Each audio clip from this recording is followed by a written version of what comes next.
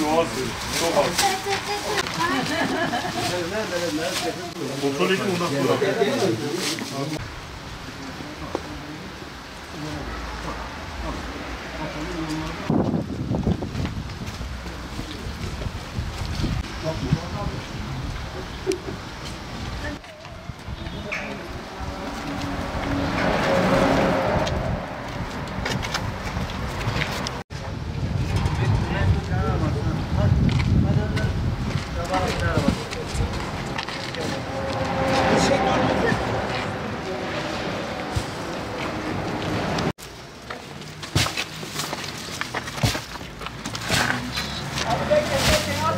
Hamdolsun bu senede Kurban Bayramı nedeniyle dağıtımımızı gerçekleştirdik.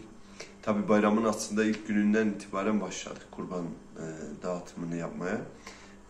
Lakin ikinci gün organizemiz, yani çalışmamız aslında ikinci gündü. Onlarca hisse sahibi, onlarca ailenin bizlere vekalet aracılığıyla vermiş olduğu kurbanlar kesimleri gerçekleştirdik. Daha önceki yapmış olduğumuz tespitli aileler ise bu kurbanları o ailelere ilettik, götürdük. Yani hemen hemen yani kişi başı diyebilirim yüzlerce aileye 2 ve 3 kiloya yakın kurban eti hamdolsun dağıttık. Her sene bu organizasyonu yapıyoruz. Her sene bu çalışmayı gerçekleştiriyoruz.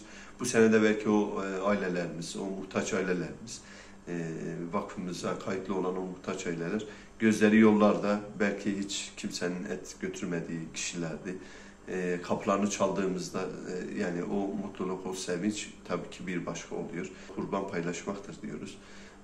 Bu paylaşımı inşallah gerçekleştirdiğimiz zaman inanın insan o heyecanı, o sevinci yaşıyor, o bayramı yaşıyor. Yani tüm hayır sahiplerine, sizlerin aracılığıyla, tüm vekalet veren ailelere, kardeşlerimize sizlerin aracılığıyla çok teşekkür ediyoruz.